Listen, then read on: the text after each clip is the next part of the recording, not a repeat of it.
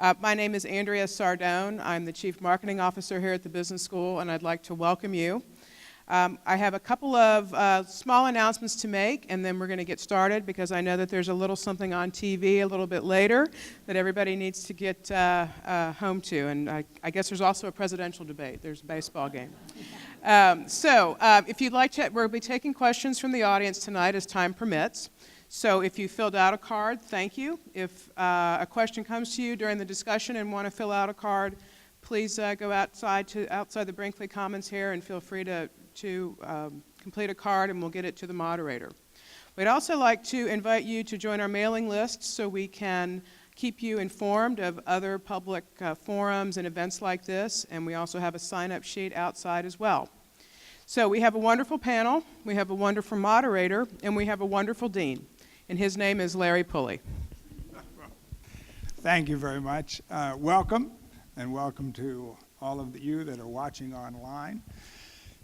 We started these in the fall of 2008, and I think this is our 6th forum, possibly the 7th. In 2008, things looked like they might be unraveling. For most of us, things don't look nearly as bleak now as they did then, but the future remains clouded, and the economy is still subject to many twists and turns. Fortunately, we have 5 experts here with all the answers this evening, 4 members of our faculty that was recently recognized as in the top 5 in the country by the Princeton Review, one of our undergraduate alumni who is a nationally recognized expert in healthcare. Our goal, as Andrea said, is to educate and inform this evening, to answer your questions, to get you out of here in plenty of time for the debates. We are fortunate, it is my privilege to introduce our moderator. We have a real local rock star with us this evening, Kathy Lewis, host of Hearsay with Kathy Lewis that many of us watch. I'm sure all of us watch on WHRV. She helps us keep our fingers on the pulse of everything that matters in our community. So please join me in welcoming her.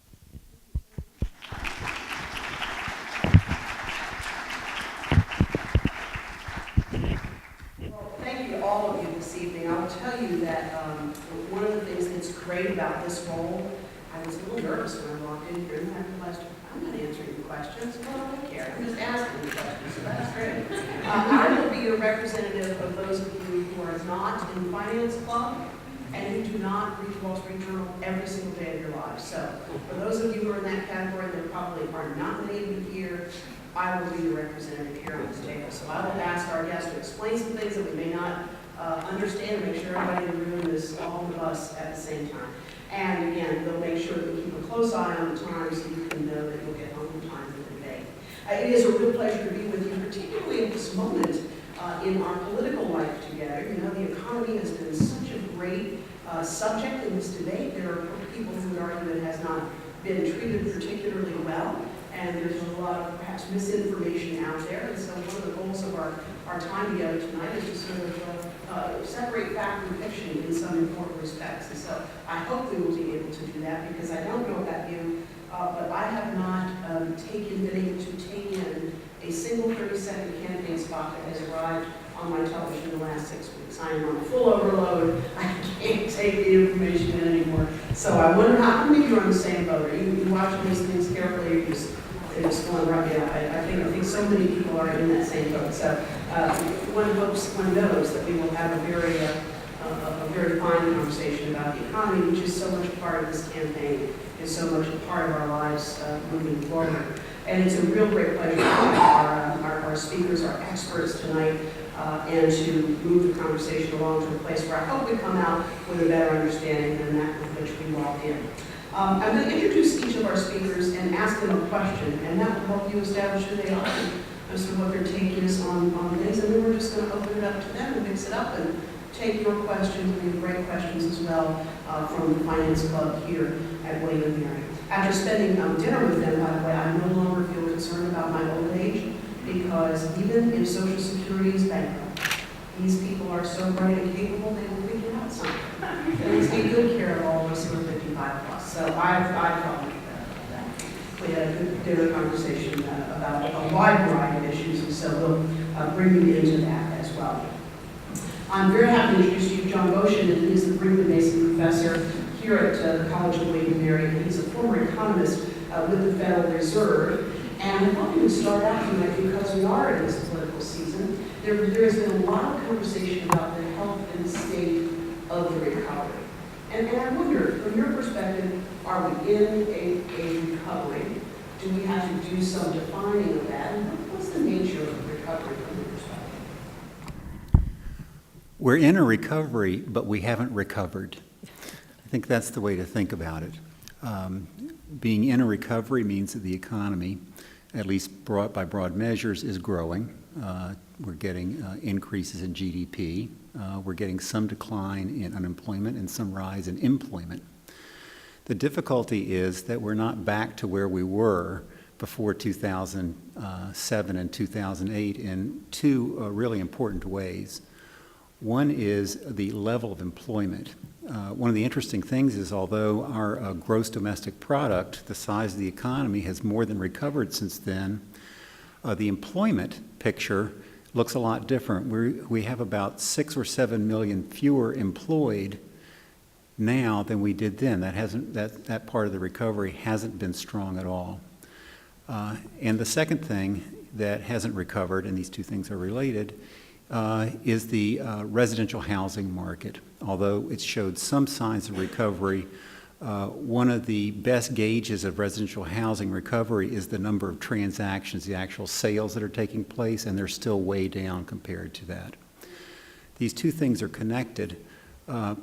Typically, historically, the sector that leads us out of recessions is the construction and residential housing area.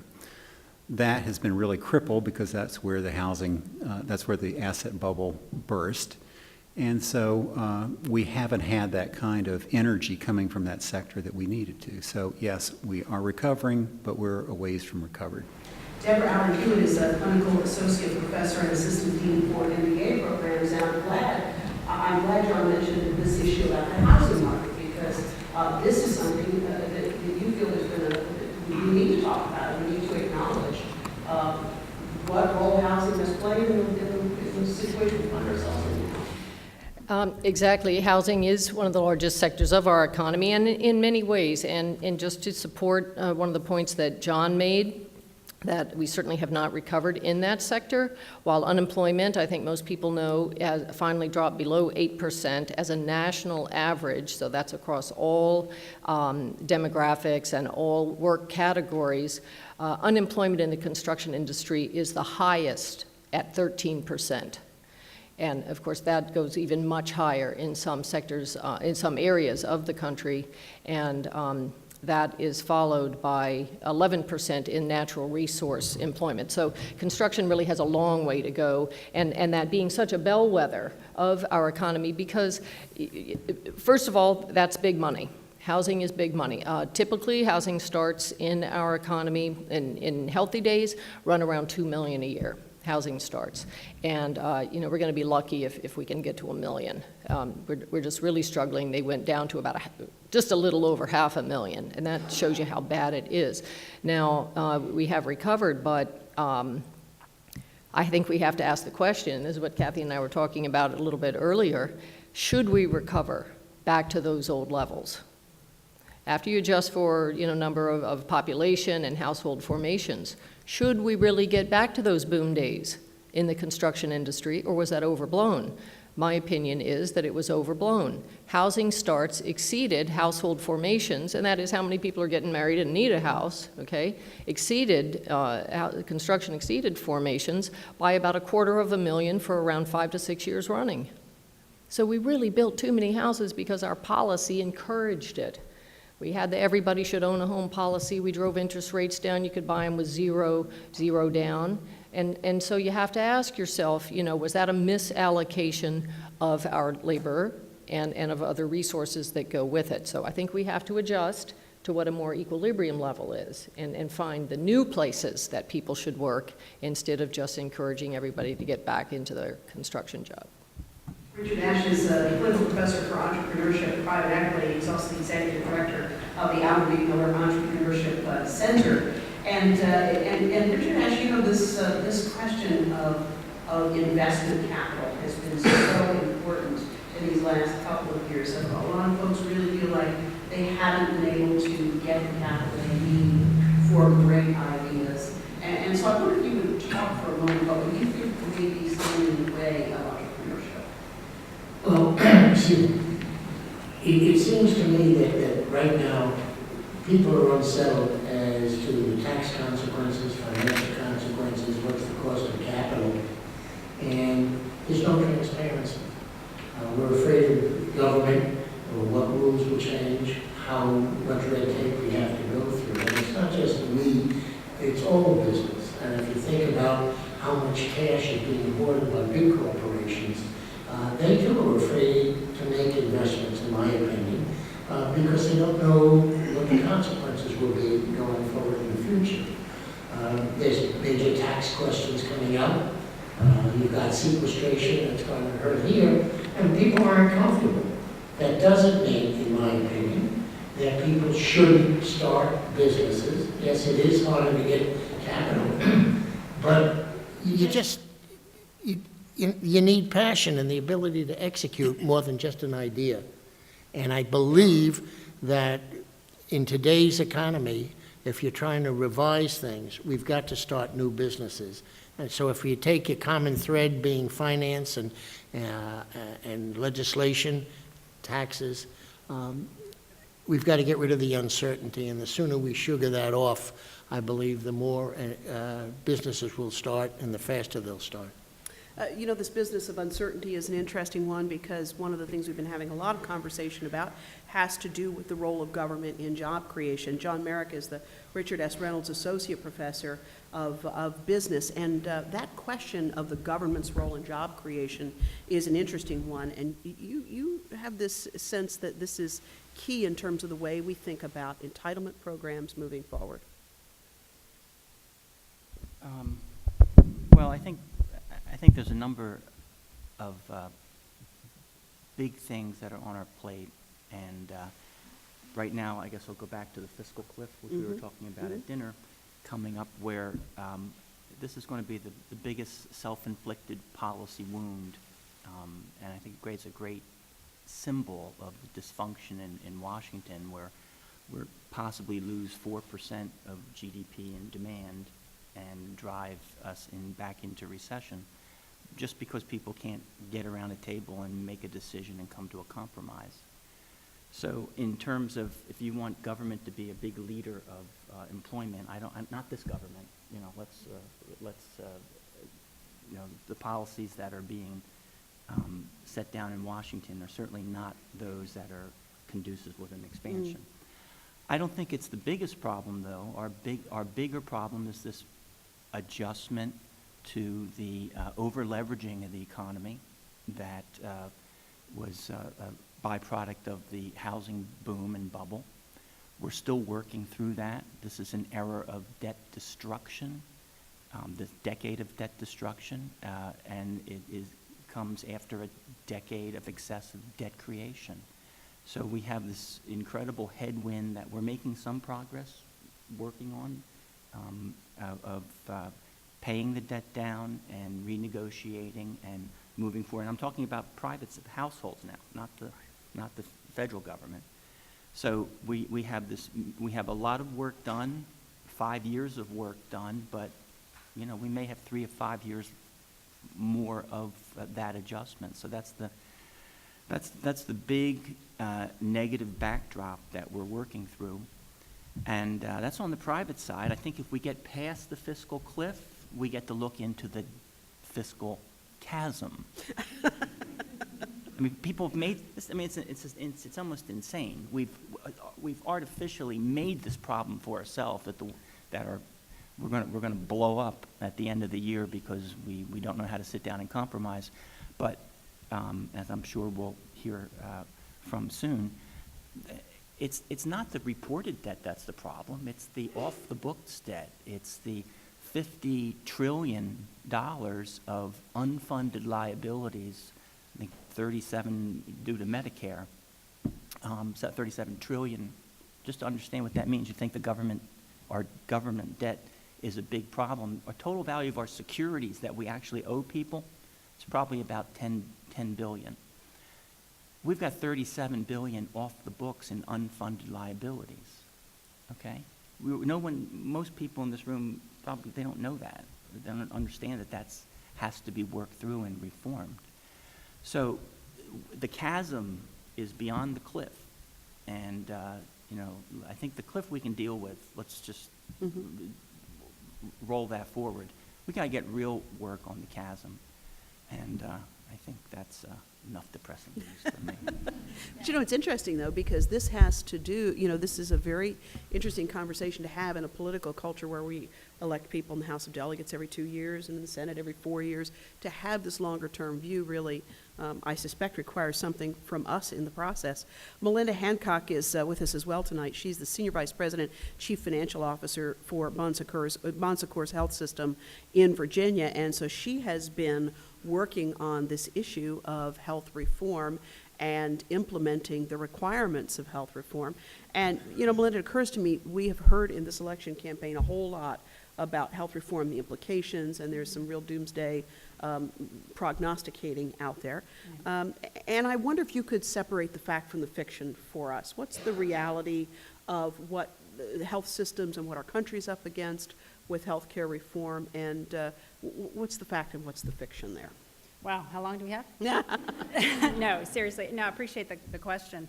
I think there is a lot of information out there about reform right now, and I think I even have this conversation I was sharing previously with my own father, who's a physician, that healthcare reform is already upon us, and I think that's a fact that a lot of people don't recognize.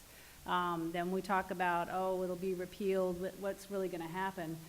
Our healthcare system is already deeply embedded within the reform. Penalties, payment systems have already been changed. We are already changing how we do business. We are already changing who we partner with, how we partner. One of the really positive things that has already come out that the Bon Secours system is very supportive of is everything that we're doing right now is increasing access to care. There's been a report put out by RAND that lists the 11 different payment models that's within healthcare reform. And we're actually experimenting with 9 of them because we feel like they all increase access to care. They all pay us differently. Some of them penalize us for consequences, whether it's for too high a cost, increased readmissions, et cetera. Some of them reward us for high quality. And we feel that that's where the bus is going, and we want to try everyone out. So I think a lot of the things that you see is that there won't be any impact if everything changes and stops and goes a different direction. I think what people don't realize is a lot of things are already in play. And while there's still a lot of things, if I were the author of healthcare reform, would I write the same thing? No. But at the same time, there's a lot of positives that are in play right now, and we're seeing a lot of good things come out of it. I think the next couple of years, 2014 is a big year for healthcare reform, as many of us know, with the possible establishment of the exchanges and really an opportunity to really change the market of insurance and how we buy our insurance.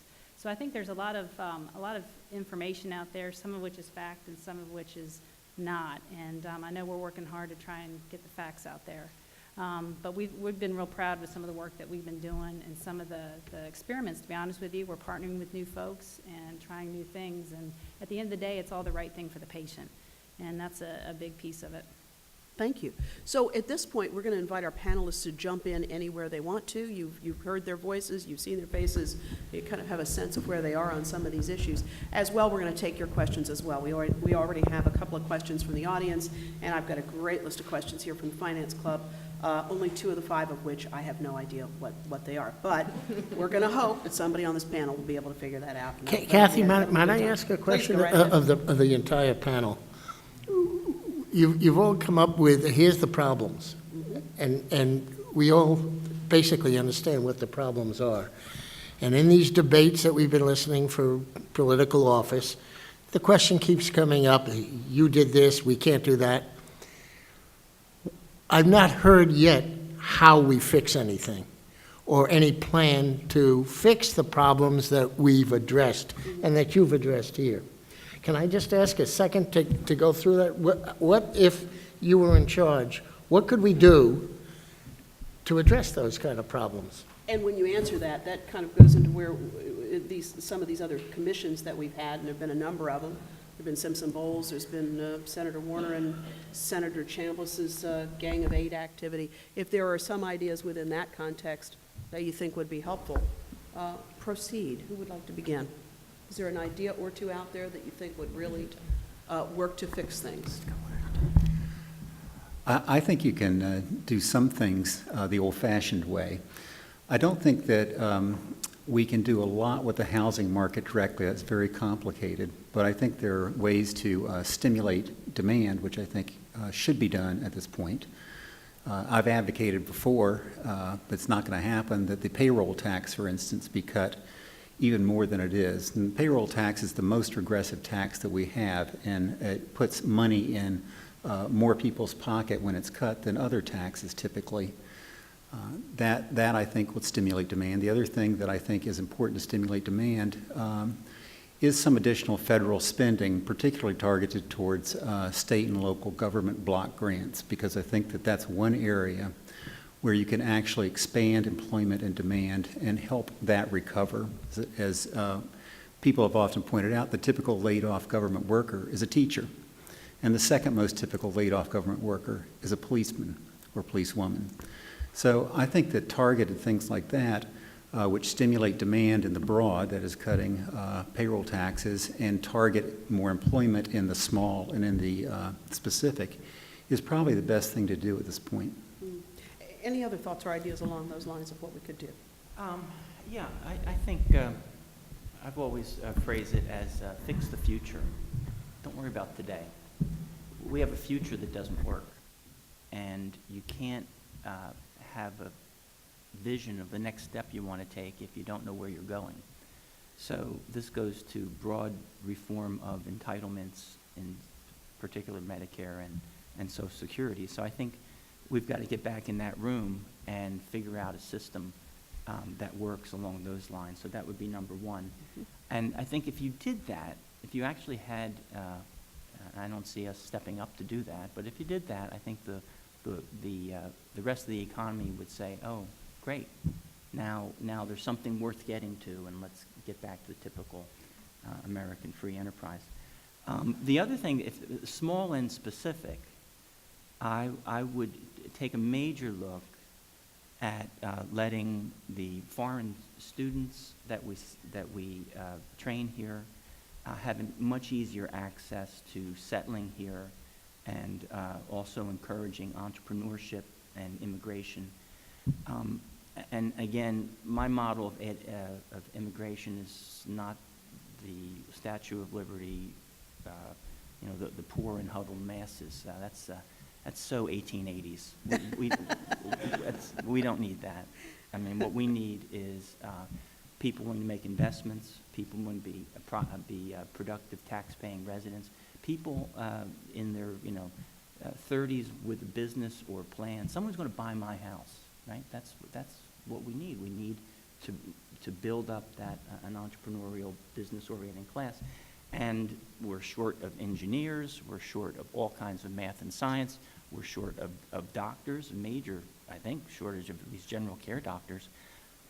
Let's open up the gates. Okay, let me add something to that. Just recently, last week, I had one of the finest, smartest students that I've had at William & Mary, an international student, came to me, and he had to leave the country on Sunday. Wanted to stay, but he had no real choice. The cost to the businesses to get him admitted and to get to do it was outrageous. And I think, John, I agree with you. Somehow, we've got to get this immigration down where some of the bright people that we have can stay here, add to our economy, and we got to remember the world is interrelated, and we're chasing them back to come back and just compete with us. Makes no sense to me. Makes no sense. If I could just take a slightly different slant on what can we do to fix it, which was the question that Dick posed, and we heard some policy answers. But, you know, the U.S. economy is 70%, it's really 75% now us, consumers, okay? The government really only controls about 10 to 15% of the economy. And sure, what they does has an influence on all of us because they tax us and they pay some of the things for all of us, but really we are the economy. And there are things that we can do and that we need to do, consumers need to do to turn this thing around as well. We can't just keep waiting for Washington. You'd be waiting for Godot. I mean, that's just not going to be the answer anytime soon. And one of the things we need to do is to spend less. So I'm going to differ a little bit with Professor Boshin. On aggregate, we need to spend less and save more. Because it's back to the short term and the long term, when a large part of our problem is that we are overly indebted, but it's not just the government. It's the U.S. consumer who's become, you know, we have debates about Walmart and what they do and how they drive margins down and how they're impossible to deal with and all that. You know what, no one makes you shop there. Let's see a show of hands now, admit it. Who's ever shopped at Walmart? Yeah, because why? It's cheaper. Okay, nobody makes you. He's taking his payroll tax cut. That's right. So I enjoyed the experience. I'm sure you enjoyed standing in those lines with everybody else who didn't admit they shopped there. But you know, we're a nation of consumers, buyers, and in the short term, Professor Boshin's exactly right. That is short-term stimulus, but it's like the candy. It's like the sugar high. And over time, then you're going to crash off that sugar high, and that's part of what we've done. And slowly, I'm not saying right away, but slowly we need to rebuild our family balance sheets and save. And that's what will allow us to import less capital from abroad, to run a trade surplus, and turn things around. So I think there's something we can all do, not just wait for the government. It's an interesting point because and we sent out a little pre-event survey to all of every one of you said some variation of we all need to be saving more.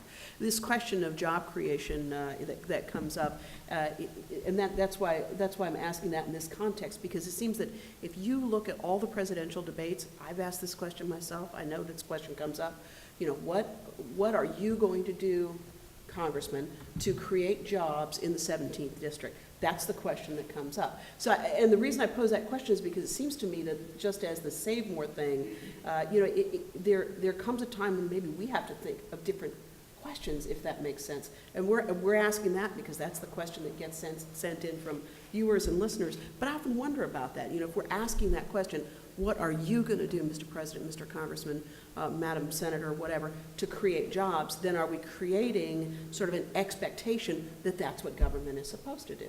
Which kind of gets us back to this question of in any campaign, particularly in a presidential election season, and I'm not talking about one candidate or the other, but the office of the president. To what extent can the office of the president influence what goes on?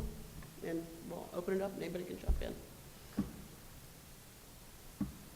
Stump the panel, I like that. Not as much as. And I thought it would be the Finance Club's questions that would do that, but, I mean, in other words, do we expect, I mean, when we ask that question, is that really not the right question? I mean, are we asking for something that can't necessarily be influenced to that great a degree? Well, I think we all know the office of the president by itself can't do a whole lot. What we see is that you do a whole lot when you get Congress and the president to work together. In our system of government, it's often easy to block action and not so easy to take action. Whether you agree with one policy or another, the office of the president is essentially held hostage by what's going to go on in the Congress to some extent. And I don't really expect that to change a whole lot with this election. So I would say, no, you can't expect a lot to happen on its own. However, the office of the president has what we used to call the bully pulpit. And having the bully pulpit up there gets the publicity, gets their thoughts across. Whether we can get Congress to sit down and talk to each other, that's a whole other thing. But he does, the president, no matter who it is, has that bully pulpit that the press and everyone else listens to and gets on television and gets the points across. This question comes from our terrifically smart folk in the Finance Club. They note that the baby boom population is rapidly beginning to retire. Some of us will be working until we're into our 90s, just to be clear, but we can expect less of a GDP contribution from this segment as they spend less and rely more on their savings. It can be assumed that entitlements of these individuals will place a large burden on a smaller base of younger populations. So our Finance Club's getting concerned about that. Given these circumstances, what can the U.S. do to sustain its GDP productiveness and global competitiveness, or has the U.S. passed its economic prime? This probably has healthcare implications too, does it not? Because you've got aging boomers that are going to be in your hospitals. You bet. And right now there's a lot of planning for the baby boomers as they're entering Medicare right now. But then you also have to remember, not to be morbid, but in 2060, we have to plan for them to be gone. So how do you plan for that capacity? Healthcare reform, a lot of that is planning for outpatient and more ambulatory and not as much inpatient utilization. A lot of the reform, payment reform, is about caring for the patient outside the hospital, whether it's patient-centered medical homes or different things like that. It's really about not being in the hospital if you don't have to be, and it's the right care in the right place. So how do you plan for this balloon of patients coming through and then exiting? Because if you look at what's behind the baby boomers, it's a large decrease in utilization. So you can't really build the church for Sundays. So healthcare is in a really unique situation with this right now, and how do you do that? And so there's a lot of efforts right now on the chronic disease management, on the preventative piece, trying to keep those baby boomers as healthy as possible to keep them out of the hospital from a cost perspective. But what we also recognize is most of the cost of healthcare is actually outside the four walls of the hospital. When you look at hip surgery, knee surgery, and what Medicare pays for the average beneficiary, the biggest piece is when they leave the hospital. It's in the rehab, it's in the home health, it's if they get an infection, if they're readmitted. It's once they leave that hospital is it's most expensive piece. So there's a lot of planning on this right now as we're watching the baby boomers come through, because it's a very expensive proposition that you then have to plan for afterwards. Mm. And John Merrick, you've been concerned about this question of what was called entitlements one day, although I had a call from a listener who said, if you're talking about Social Security, what do you mean entitlements? I paid into that. But when it comes to Medicare, how do you go about this in a way that makes sense to keep the program solvent in the longer term? Well, let's back up a little bit and talk about the greatest generation. My father was part of that. And there's one thing the greatest generation, they did not have any problems. They're exiting now in a little bit of dignity, and there's enough health care for them, and it's funded. And the question is, why did that happen? Because they had a lot of kids. They invested. They grew families. They boomed. They grew the boom. And that took a lot of resources. And that investment paid off for them. There were enough they also socialized it in the sense that it wasn't just your own children who took care of you, sort of spread out that risk. But that's why it worked. They invested. And you come down to, I hope we're not the lousiest generation, but we'll just go with, I don't know what the moniker is going to be for my generation, but I'm in the middle of the baby boom, and we didn't invest in that outsized way. We replaced our population, or I don't know exactly what the numbers are, but probably even a little bit less. We didn't have enough kids. We didn't grow them to take care of us in our old age, and I don't know why. Well, the government was going to take care of you. You had health care. Well, there's a law. I get health care. So I think the biggest difference in the reason why we're now facing this is that in the past, families relied on their own productive children to take care of them, and we changed that model. And now we're looking at a gap in the number of workers who can pay back my generation. And all of a sudden, it's a problem, and we're going to have to make big adjustments. We're going to have to pay more and take less in terms of health care and Social Security in order to get through this. So I think this is, again, a self-inflicted wound that, had a number has a number of big social causes. So you're saying we should start having more children, or because Listen, I can't go there again personally, but or is it more a question of these I always come choices and I have always come and I say implications? two things. We have to have everything's driven by babies and technology. So if we didn't have enough babies, we ought to get smarter real quick. Yeah.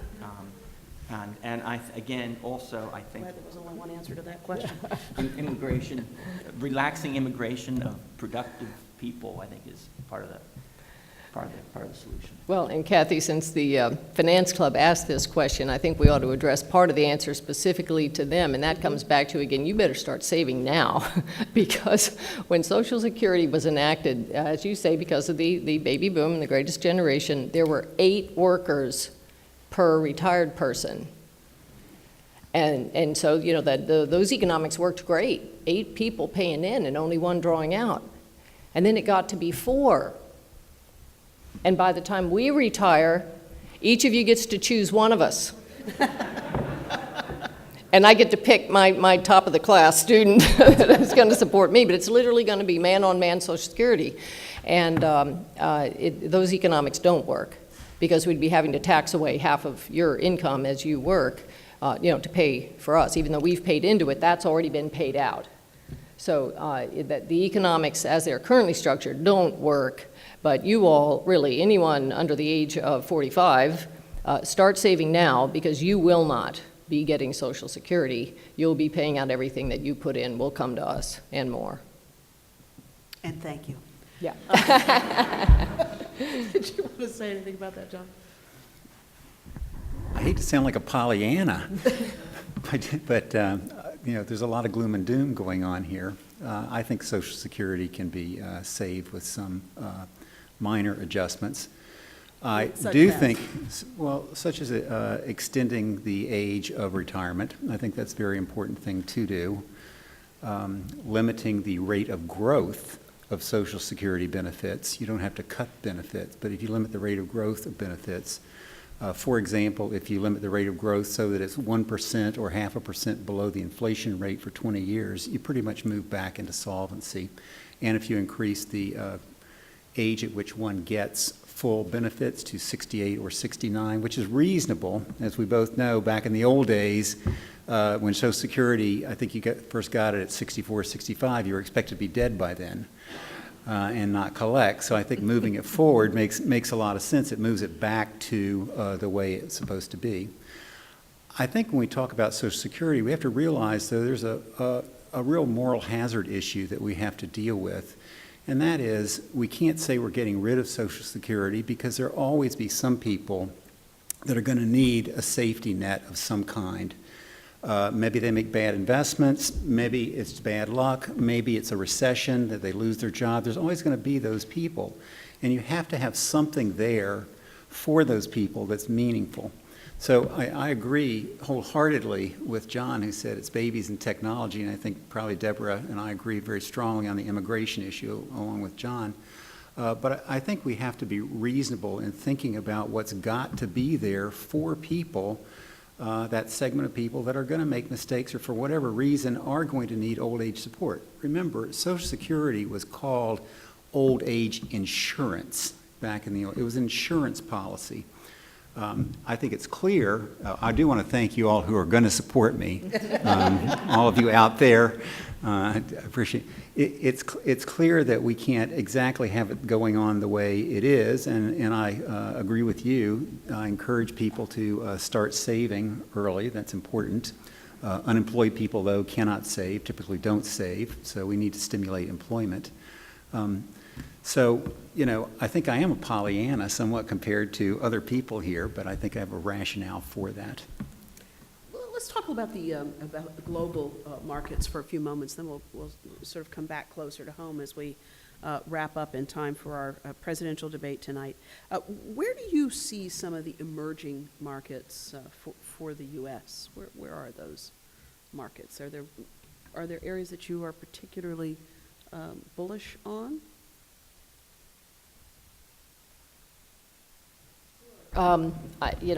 There's over 200 countries in the world, and we compete with every single one of them. And every single one is a potential market for us. An awful lot of attention goes to the other huge economies out there. India, China, of course, the populations there alone, are swamp Europe. And a lot of focus goes there. But as we've all seen just recently in the news, their growth rates are slowing. It's not really very slow when you're talking about 6 and 7%, but nonetheless coming down from 9 and 10%. I just heard that Vietnam had growth of 5%, which is the slowest in about the past 18 years for them. So again, it's very rapid, but slowing, so it's coming down. But there's 200 countries in the world. And to me, this is, you talk about technology, this is one of the incredible aspects of technology that we hear too little about, and partly, I think, responsible for things like the Arab Spring. Now in those 200 countries, people have access to knowledge. What is it like in the United States? What is going on in India and China? I want a piece of that too. We want to grow too. We want to have industry too. So why isn't our government moving us in that direction? And I feel that every country is going to begin to get their piece of it. Most countries have some resource. You look at Africa, which has been the dark continent over the past 50 years. I really think this is their century. They have the resources that the rest of us need. The Chinese are investing heavily in the infrastructure to be able to get to those resources and bring them out, create employment. And with employment comes more political stability. So I wouldn't write off any country right now. The key, of course, is some political stability and reducing corruption, some of those measures that have to come with it, getting rule of law. But there's 200 countries out there that I think we should keep our eye on. I think it's as important as any country we might sell to. I think what's important now is countries that we won't need to buy from, and that's with the big changes in energy industry in this country with fracking and no longer we will have a need to bring in oil from the Mideast. I mean, our imports are going to go down dramatically. And I think that's the most bullish thing that's happened in the last 10 years. And as long as we can convince ourselves that the environmental impacts will be minor, I think that's the most optimistic dimension of this economy. I wonder, Richard Ashe, this energy question that you've just raised, really, this is where we're seeing a lot of entrepreneurial action, isn't it, in terms of energy companies and that sort of thing. One of the questions from our audience tonight is how you see energy and energy policy playing a role in current and future economic development. I think energy is a big part of it, but I don't think it's the end-all, be-all. There are other areas. We've got new technologies coming about. When you think about it, technology basically obsoletes within 6 months. So there's a lot of things we don't know about that are going to happen. I think the energy gives us the independence. Once you get through it, you've got the pipelines, you've got Canada. There's a lot of gas available. And I think gas, and we're still drilling, by the way. We're still drilling for oil. You've got the windmills, you've got all this green technology, and quite frankly, from a venture capital point of view, green technology hasn't really worked out well for investors as of this moment. Take a look at several of the battery companies. They're bankrupt now. But the fact is that the sun doesn't rise and set on the Hudson River. It's international in scope. What we need to do is get ourselves up and creative with more energy, self-sustaining energy, more international. Things that we've been talking about here, And we've got to have products that are competitive. I mean, things are shifting around. Vietnam, people were moving their manufacturing from China to Vietnam because of costs. Now they're moving it to places in Africa because of costs. That's shifting. So I think we don't know, at least I don't know, where it's going to be. I think energy is a big component, but the future is theirs, the students, and my grandchildren's. We've been there. We've paid our dues. I do think, though, that the future is this country's. We just have to get up and go get it. Yeah. Professor Hewitt, while we're talking about this international scope for a few moments, one of the questions from your finance club has to do with the euro and the concern about whether it's unsustainable. And the question is whether the euro should be broken up. Is it here to stay? If it were broken up, what sorts of repercussions might we expect on world nations? Well, I always look back over history at how we got to the euro, rather than just looking right now at their current problems. The European Union has a long history going back to 1959, the treaty originally establishing, cooperation among some of the European states who, of course, had been at war with each other, but saw that if they worked together and broke down some trade barriers and some immigration barriers as well, like we've been talking about, that they could all benefit from that. And they started slowly breaking down the barriers and slowly joining together. And it did go in fits and starts. First, it was just trade. And then it finally became a currency. There were different currencies, of course. There was the French franc and the German Deutschmark, et cetera, and they just tried to keep them floating sort of close to each other. There wasn't a single currency. And it broke up 2 or 3 times, but it always came back.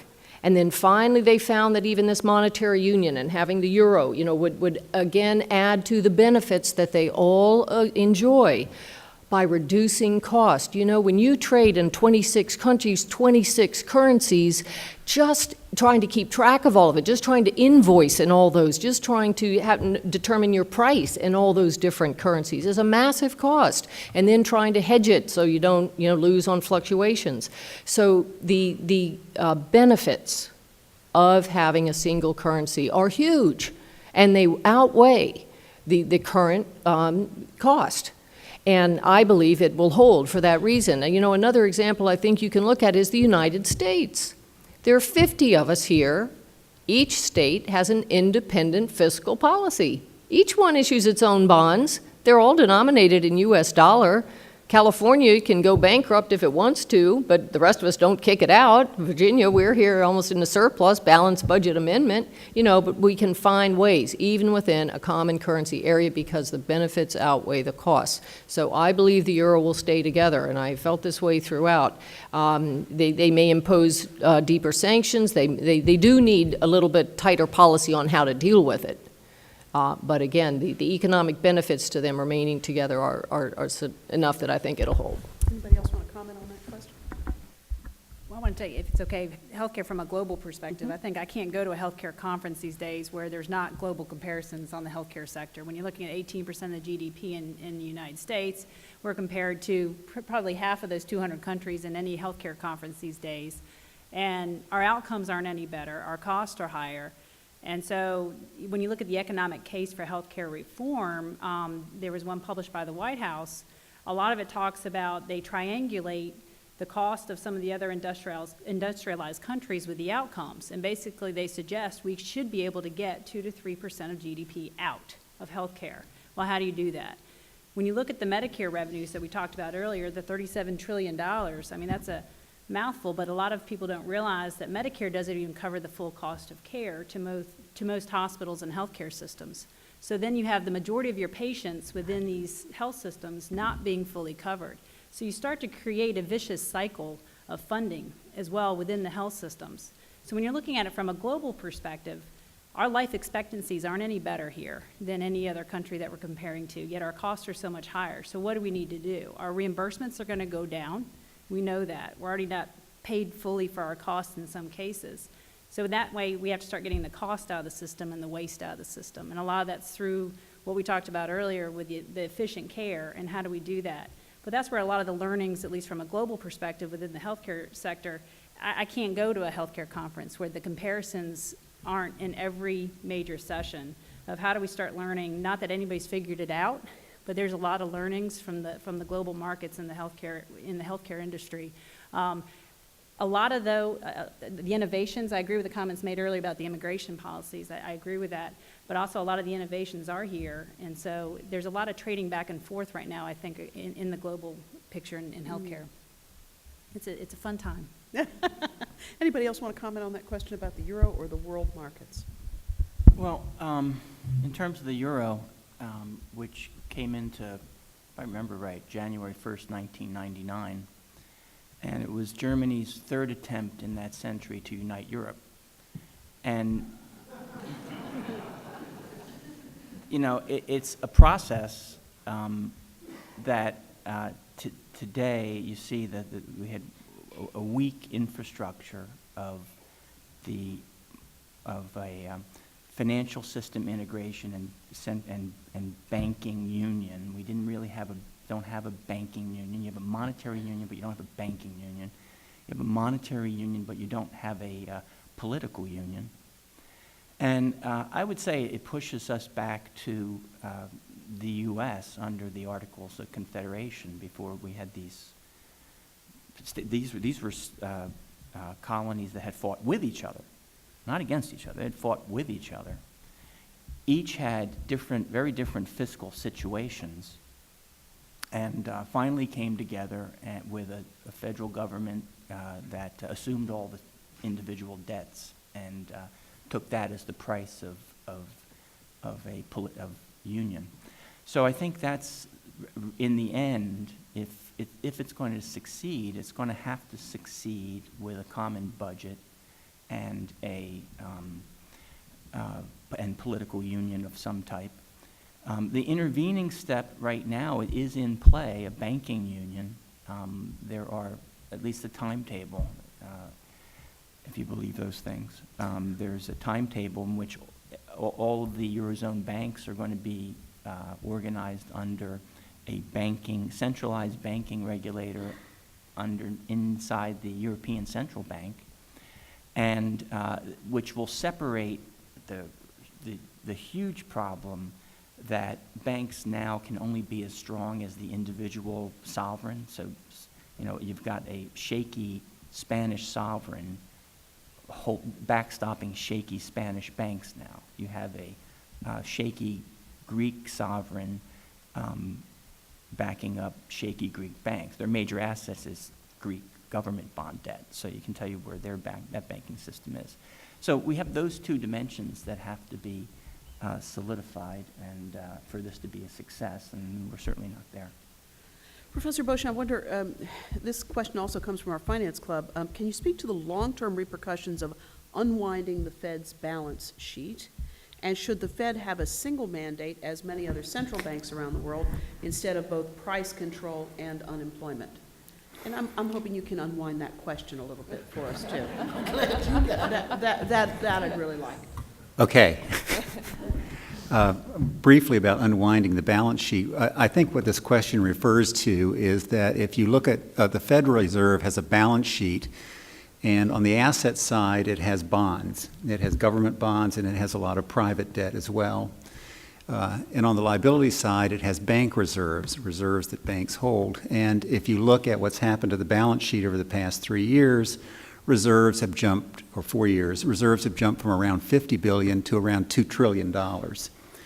A very large balance sheet. So the question is discussed a lot, how do you get back down? And I think you get back down the same way you got up. Instead of buying debt, you sell it back. A lot of this debt that's held by the Federal Reserve will just be paid off and unwound that way. But another way that it's going to be unwound is through the manipulation of interest rates that are paid on reserves. Historically, the Federal Reserve never paid interest on reserves. In October of 2008, it started doing that. What that means is that banks now like to hold bank reserves. They didn't before. As long as they hold those bank reserves, there's no real big problem, at least in the short run. I think that, what is the second question? The second question had to do with whether there should be a single mandate, Yeah, or that's- instead of both price controls and unemployment. I wrote a case study on whether a single mandate or a dual mandate is going to work. A dual mandate is what the Federal Reserve has, and the dual mandate says, oh, it's important that you keep prices low or keep inflation low, and you keep the unemployment rate low. You have two goals. The more modern approach is what the European Central Bank has, the ECB, and that is, it has only one mandate, and that's to keep prices low or inflation low. And I used to think that was a big deal until I've seen what the European Central Bank has done over the past year, and now I think that they have a de facto dual mandate as well. They are now doing about what the Federal Reserve is doing. It took them a little while longer to do it. That is quantitative easing, acquiring lots of bonds. And so, yes, maybe it means something when times are good, but I don't think that it's meant a lot in terms of what's gone on over the past 10 years. You may have. Could I ask you, I'd like to ask a follow-on question to that, if I might, wish you would, which is, because I have no idea where to go. from well, there. you know, hasn't part of this behavior on the part of the Fed and the European Central Bank, however, been in response to lack of fiscal progress? Because who else is minding the store? They're the only body that's actually setting a policy and then carrying it out. So if Congress, as you said, has to work with the president, if they were actually working together on the fiscal side of the house, which the Fed chairman has been asking them for ever since Greenspan to do, don't you think they could possibly implement a single mandate? And then you would have that each body sort of controlling, or at least working on its own objective. I think that the dual mandate came about when we thought that there was an inflation-unemployment trade-off, that you could pick an inflation rate and an unemployment rate as a policy and be there. I think that the real thing going on is that we no longer realize there's no longer a real trade-off in the long run. And so regardless of what fiscal policy did, and I think you and I have disagreements about fiscal policy, but they're disagreements that reasonable people can have about what to do. And that disagreement is in part what causes gridlock in Washington as well, an amplified way. I don't think that the Federal Reserve, even if you think fiscal policy would have gone all my way or all your way over the past 4 years, would have done anything differently than drive down interest rates to zero and basically ignore its inflation mandate. That's just my guess, though. But I think, and also, look who runs the Federal Reserve. The person that runs the Federal Reserve is named Ben Bernanke, and he's famous for his studies of the Great Depression and what went wrong with central banking at that time. And he, in a way, is doing the exact opposite of what the Federal Reserve did in the Great Depression. The Federal Reserve pulled money out of the economy during that time, and he's doing the exact opposite. So I think both personality-wise and from the viewpoint of what the Fed saw its policy trade-offs to be, it probably would have done about the same thing. Okay. I like the fact that you all disagreed about that and nobody got called a name. That was very great progress. And if we could model that for Washington, we'd probably be in really good shape. The question, the place it seems to me that many people touch the economy, and we'll come back to this, is this question of housing. You know, when you buy a house, your house, you buy it for a certain price, and then if you bought it before a certain period of time, then the fact of the matter is you probably, perhaps, will owe more than it's worth.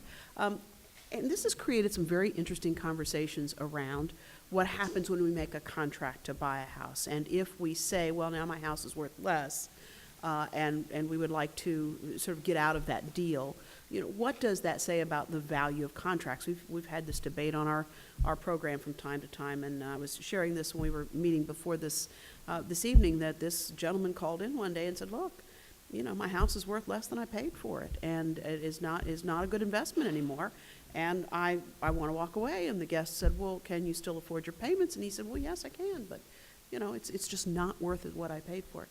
Has this inspired this interesting conversation that I'm hoping we can revisit here, because this is the place where people most often sort of touch the economy.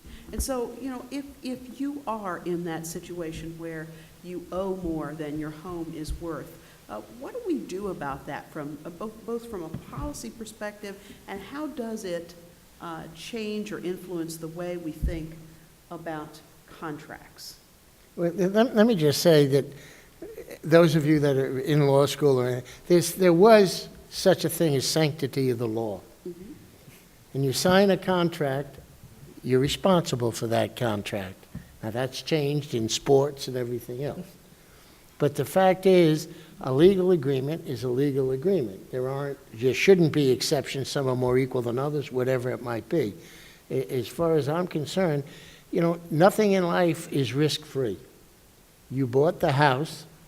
I mean, to be honest with you, my children, when they buy the houses they're in now, are not going to get the appreciation we had over the past years. It just, you know, I'd be shocked if it happened again. But the fact is, you buy a house not as an appreciation vehicle, but a place to live, to build a family. And as far as I'm concerned, again, I don't want to get on a legal horse, but there should be something called sanctity of contract. There once You made the was. deal, that's what you agreed A to. deal's a deal. All right. How about you, John Merrick?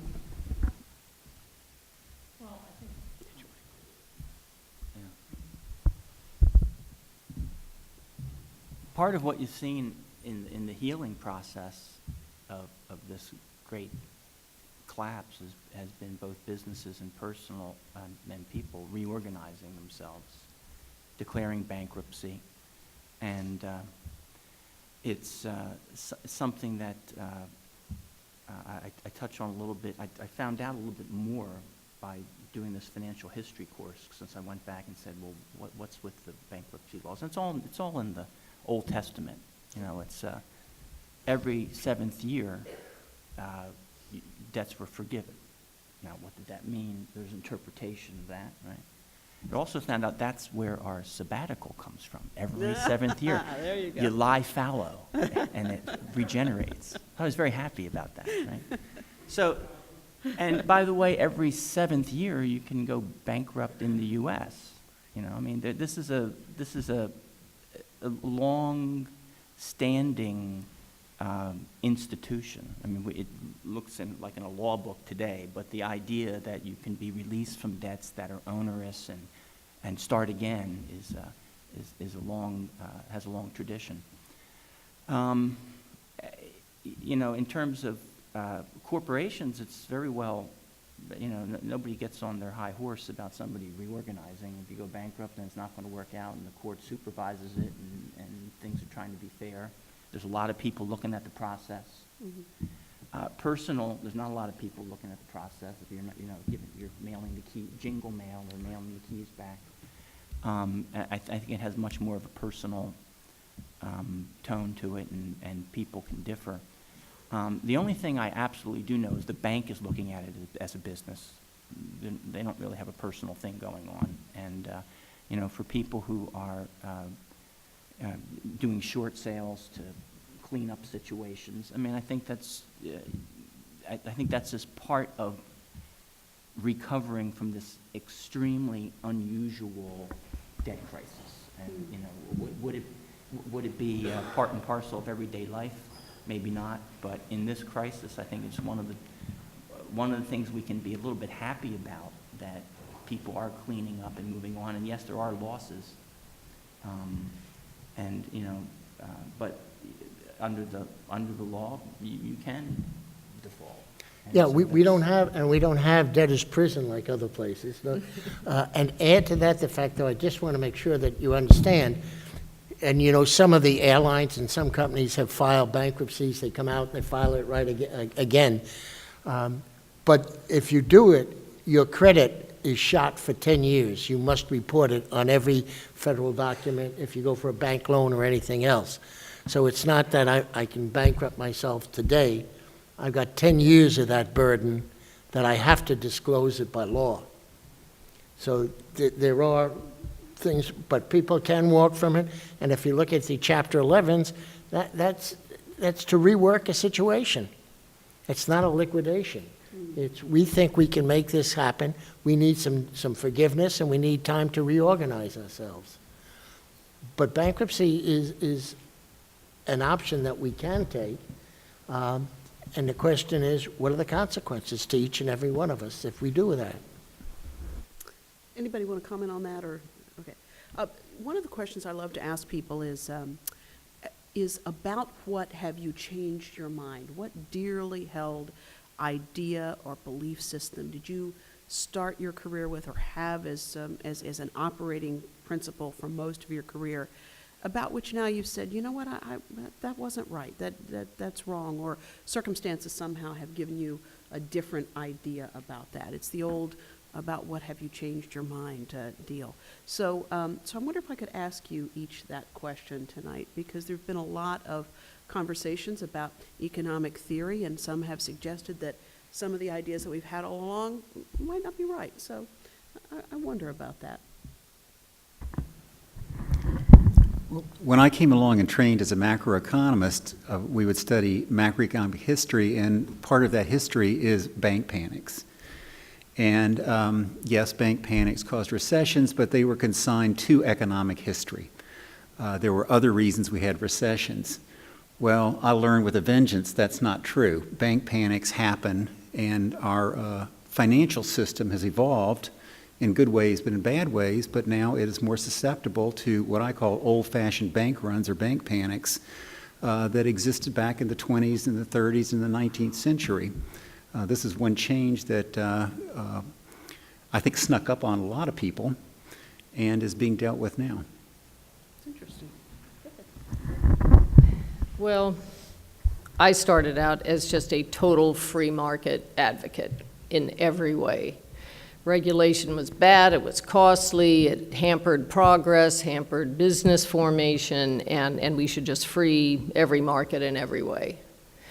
And I've lived through the same ones that Professor Boshin has. I can tick right through them. The first one I remember, and October's a bad month, so be careful, because a lot of these happened Black Monday, I'm sorry, but I hate to be pessimistic again.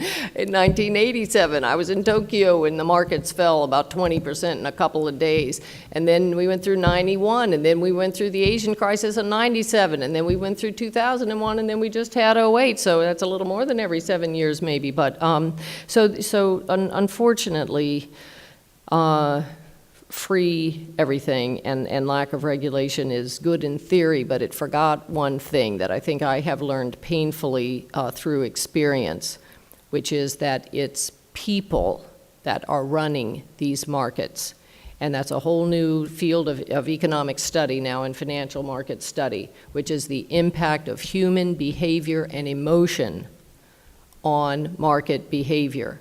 And that, along with other factors as well, globalization seemed like the great good that was going to help everyone grow faster and better, but it has created these linkages that just when you want the correlations that are supposed to be low to save you, they all go to 1 and everybody tanks together. So I think I have realized that in moderation, we need more regulation than I had thought of before.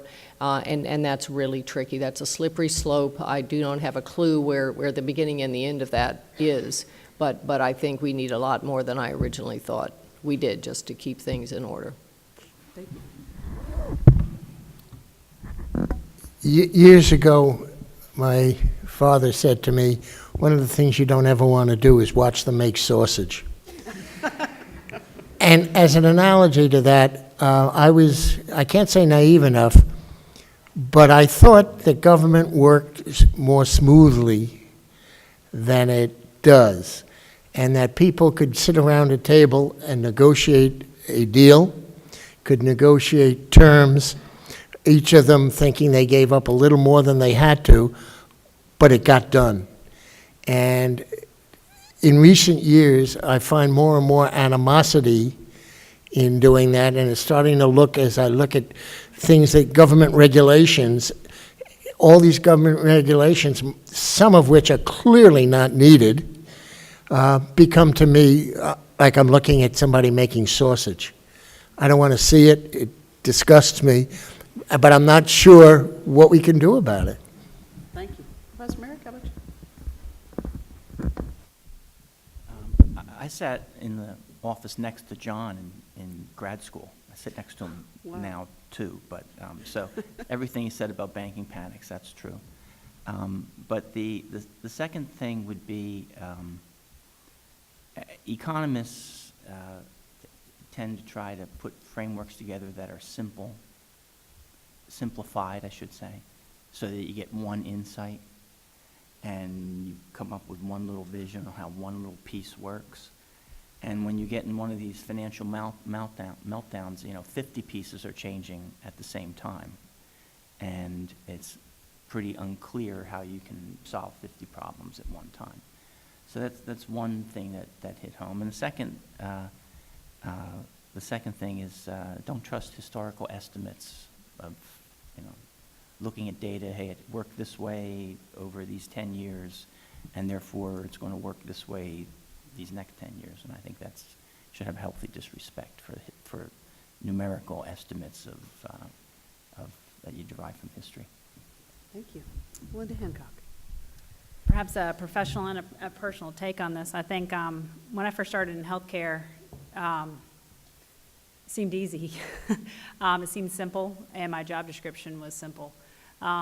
Neither one of the case anymore. We're going through one of the largest shifts we've seen since the introduction of DRGs. And job descriptions don't mean anything anymore, and I think that's an important piece. Everybody has to broaden their perspective and broaden their knowledge base and think outside the box a little bit more. I know medical terminology now I never imagined as an accounting major I would know. I know how diseases are acquired, how much they cost our system, how we treat them, and what they do to our patients. And I never imagined needing to know that information. So I think my perspective is a lot more broad as a finance executive that I never imagined it would be when I started my career. And it's something that I think a lot of people are going through right now. I don't think it's just healthcare. I think a lot of people are seeing a large broadening of their career and of their exposure to new elements and outside the traditional job descriptions. Yeah, I think we're seeing that almost across the board. I have a political question here. I've saved those purposely till this moment because we didn't want to get sort of derailed on that whole deal. But there are a number of questions that relate to that, so I want to get to some of those. And then I'm going to ask each of our panelists for closing comment, and then we will get you out of here in time for the debate. So the question from the audience is, and there are two of these, so I think somebody is really getting ready to press a buy or sell button tomorrow. I'm just going to say that. What will be the effect on equity markets if either candidate is elected, or has the market already factored in a result? So I think somebody would like to know what happens if Governor Romney wins, what happens if That's a President good one for Trump- Professor Merrick to take Okay. on. Your office buddy. Yeah, stab me in the back.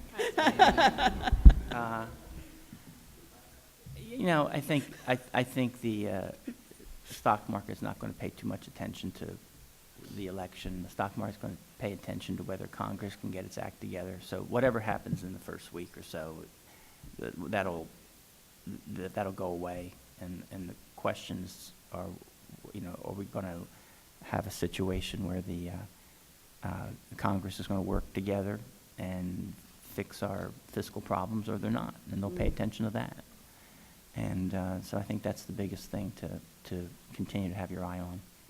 So if, depending on what happens with the result of the election and what happens in that last 6 months of the year, what are the potential implications on the market? If I would imagine if sequestration happens and they're not able to avoid that fiscal cliff, that would be pretty devastating.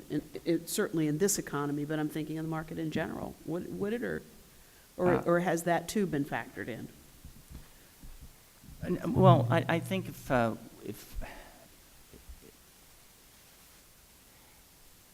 if you have another downdraft, just another disaster of inability to govern, I can't believe that the markets will be satisfied with that. I think we need some big, I would just go do some simple things. if you can't pass a budget, Congress doesn't get paid, okay? I mean, just stop the paychecks. If you can't come up with a viable fiscal plan that solves our long-term problems, nobody in office now can run again. I mean, we got to do some, I don't know whether this is an internet campaign that we could start tonight, but, you know, somehow, what is the, I mean, somehow we have to take some real measures against the lack of responsible decision-making. It's really interesting the way you're putting that. You're describing that not as sequestration or coming up with a long-term plan, but you're describing it around the ability to govern. And it seems to me this is where people are. I know I hear it in the show I do every day. I hear people so frustrated with that very question. It's about the inability to govern. It's about the inability to have a rational conversation about problems that are complex and expensive and difficult to solve without that. So I appreciate that language, the inability to govern. Any other thoughts along those lines before I ask for closing statements? Is there anything anybody wants to say about sequestration? I know you said buy healthcare stocks. I did hear you say that under your breath. So there you go.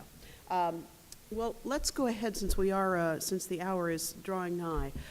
Could we get just maybe about a minute of closing comments from each of you? Anything you want to be sure that we take away?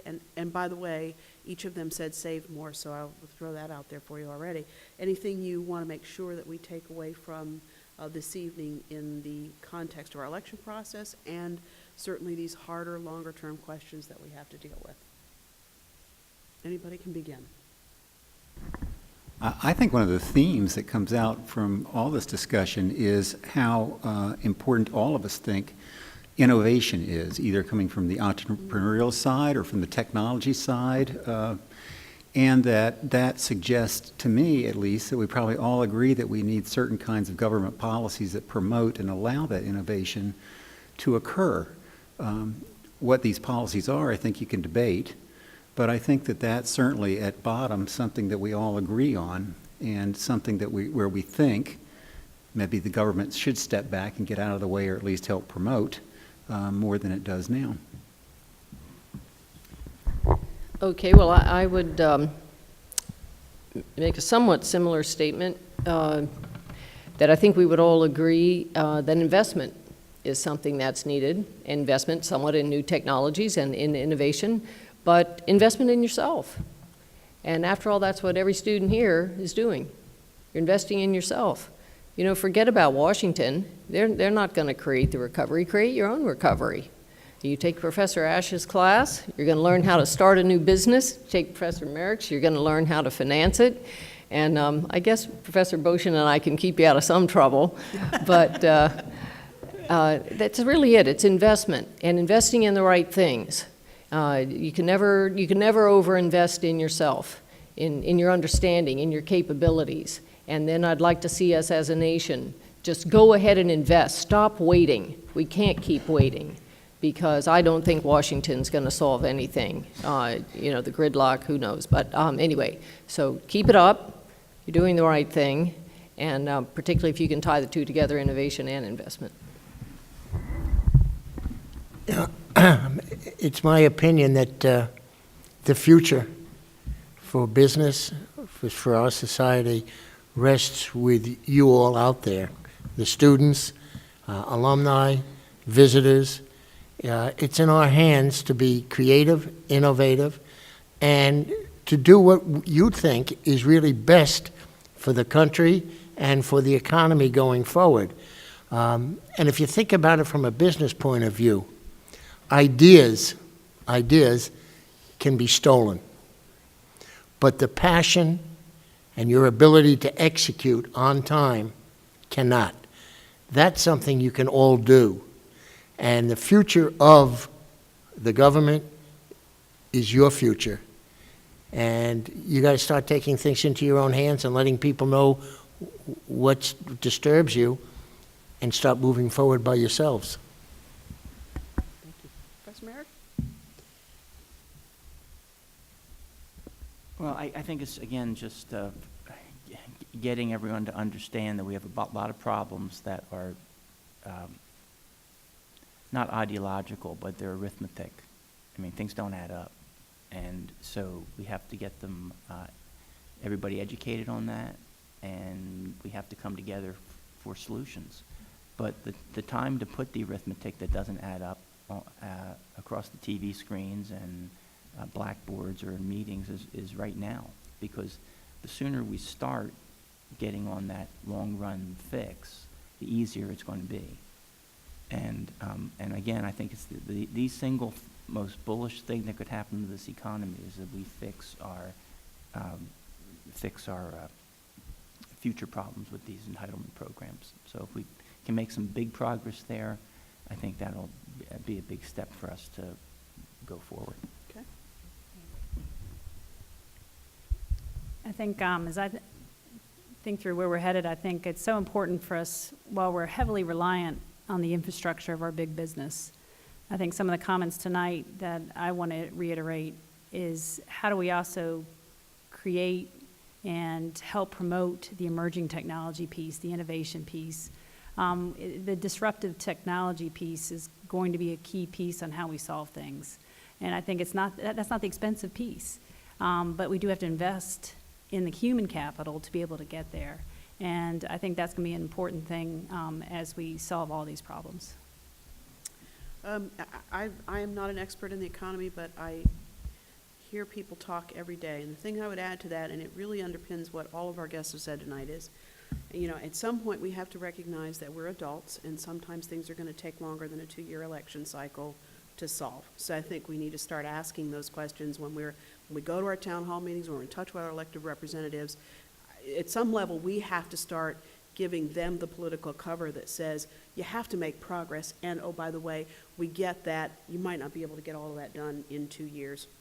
And if you're doing the right things over the longer term that makes sense, then we will stick it out and continue in that process. So I think so much of this is about, I love what everybody is saying about this idea of we're responsible and we have an opportunity to create something here. We have an opportunity to expect something different out of our leadership, and we have an opportunity to model something different for our fellow citizens. So I hope we take advantage of those opportunities to do that.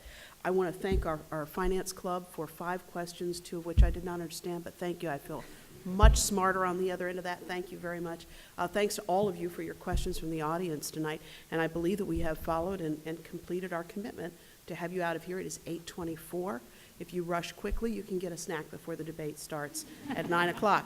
And if you need a home to watch that, I can tell you that your public broadcasting station is airing that debate tonight, as is 89.5 WHRV. And having had the experience of listening to them and seeing them, it's really an interesting, different experience to listen to it on the radio instead of seeing it on the air. So you don't get all the gesticulation and all the rest of it. You just kind of hear the words. Very different experience. So wherever you chose to listen, I hope you'll do that. Thank you so much for coming tonight.